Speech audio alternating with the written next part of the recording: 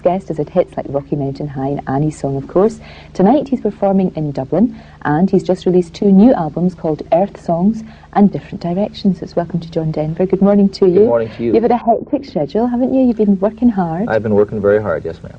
And yes ma'am, I like that. And it's Dublin tonight, is that the last one? That's the last concert here in the United Kingdom, and then I have a concert on Saturday night in Florida, and then I get to go home for a while. You'll be glad to get home? I will be so happy. What will you do? What will you do when you get home? What's the first thing you do? I'm going to hug my little girl to death and just not let her go. Do you still get an enjoyment? Obviously, this is your work, what you do when you're performing. But do you still, sometimes maybe pick up the guitar and just play for yourself? I do. I love to sing, and I'm at my best when I'm out working every night. You get this piece of equipment in shape, and there's only one way to do that, which is performing. But at home, I pick up the guitar periodically. I like to sing for Jesse, and every once in a while, you have no idea when a song's going to come along, and so. How do you actually go about? I mean, do you say to yourself, like, today I will write a song, and you set aside a bit of time? Does it just come to you? I'm not that kind of writer. They come out of my own experiences or observations or perspective, emotions, memories, of a vision for the future. And as I said, you never know when a song's going to come along. Sometimes, quite often when I'm driving, is a very relaxed time for me, and I'll write songs in my head in the car. How do you manage to remember them, though? Do you have a tape or something? I wish I could remember a lot of them that I've forgotten. I don't know. You have a head for that, and there are a lot of songs that I've started that I have forgotten. But there are songs like I remember the day I wrote Annie's Song. I was skiing, and I just done this one run. It was in February, and there was nobody on the mountain. A very intense run. Skied right down, got onto the lift, and started riding up, and realized how alive that I felt. And the colors of the ski outfits, the blue sky, the sound of the lift going over the towers, and people skiing, and the smell of that fresh, clean mountain air, and it's like it filled up your senses. And oh, what an idea that is. And then I started thinking about that. What are the other things that make me feel like this? And in the 10.5 minutes it takes to get from the bottom to the top of the mountain, I had a song.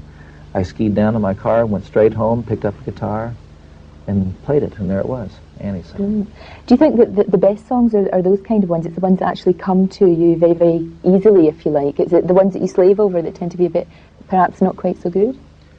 No, they're both good and bad on both sides. They're not bad. I've never heard a bad song. Really? Have you never heard of that at all? There's some that I get tired of. But I love music. I've never heard a bad singer. Really, that's very interesting to say that. People singing is a wondrous thing to me, and it's more the spirit behind it than whether it's in tune or not, or like. Well, even like sort of punk rock and rap and things. Do you enjoy that? I'm less attracted to that, and in the rap music, it's not the lyric or the musicality of the lyric. There is none, but the music of it, the tempo, the rhythm, what's happening there, that's pleasurable to me. Yes. Yeah. But will it last, they always say? I mean, it's the... Well, I think that one of the things that happens in music is we go through all of these cycles, and when a new form comes, we take it just as far as you can imagine going with it, and then you take the very best pieces of that, and that starts to be a part of the culture in a sense, and all the rest is shuffled off, and we move on to something new. Well, John Denver, it's good to talk to you. We're going to talk to you lots and lots more. But for the moment, we might even persuade you to play for us as well, which would be good. But for the moment, thank you very much. Thank you. You're very welcome. John Denver is with us. Hello again, John. Good morning. We have a campaign that's been going for years here to stop people eating popcorn in the middle of a film. Would you join that campaign? I enjoy my popcorn. I just wish people would pick up their popcorn boxes and put them in the trash, not leave them on the floor. But you can't hear the soundtrack, John. People are whispering on the screen, and you can't hear it for popcorn munching. I quit chewing when they're whispering. Very good, very good. Get out there. When you're actually relaxing, are you a cinema goer? I love to go to the movies. I really do. And one of the things I've missed, I haven't been to a movie in over a month now, and I'd love to go see Dead Again. Playing? Screening Friday. Yeah. Do you have any favourites? I mean, do you have any, the old question, what would be your top 5? Is there any favourite film that springs to your mind? Oh, I really enjoyed Dances with Wolves last year. What about space? You're a space lover, would you? What about The Right Stuff or 2001? I enjoyed The Right Stuff. 2001, I think, is one of my all-time favorites, and not 2010, the one that followed that. But yeah, that first one, when they first went to the scenes, and I love the Star Trek movies. I can't wait for the 6th one. I'm a real Trekkie. I love Star Trek. Well, I want to go into space still. Let's try an argument now. Okay. You, we know, are always asked about the environment. You've taken part and, in fact, spearheaded a lot of environmental projects. I would maintain that the generation that's following us right now is far more aware and far more responsible and far more tuned in a much more genuine way than we somewhat belatedly are. I disagree. I think that very young children are exactly what you described. But I think that there's a generation, and maybe two following us, who both aren't as in tune with what's going on and who don't think it can get any better.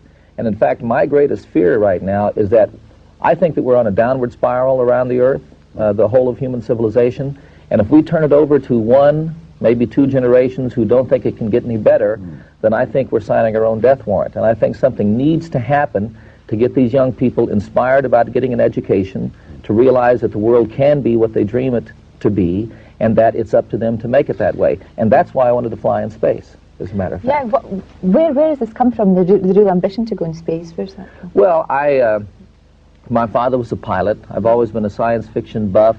I remember watching with great interest when Sputnik was launched. I remember lying in my backyard in Fort Worth, Texas, and watching Echo 1, looking for Echo 1, the first big reflecting satellite that we put up.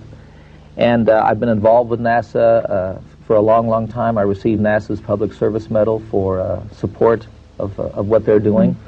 And I think there's great potential there and great possibility and a way, again, to get young people interested in an education. Sure, but lots of people will say, the argument is always against space, is always, it's too much money, we should be doing more with the money, we should be doing more for the environment with the money rather than doing that. It's not an argument I actually believe, but it's one that people put up. People said that about the expense of putting a man on the moon, and they don't realize that in 1970 dollars, and I'm sure it's much more now, but in 1970 dollars, there was a $7 return for every dollar we invested in that effort. And it was because of new technology, new artifacts that we take for granted to a large degree. And I think that there's much more potential for great advancement, technologically speaking, through a peaceful effort, the exploration of space, than through making war. And I think there's also incredible things that we need to learn about our planet, which that particular perspective is the only one can help us do that. John, you've spoken eloquently there. Thanks for that. But we would like you, as you're very much a have guitar, will travel man. You've just released two albums, haven't you, called Earth Songs in Different Directions? Yes. They will zap onto our shop shelves any moment now, will they? I believe they're in the shops now. Would you do us the courtesy, Gambo, in the meantime, thanks for that, by the way. Sure thing. Would you, in the meantime, play us into what we so crudely call a commercial break? Sure. Thanks for being our guest. My pleasure.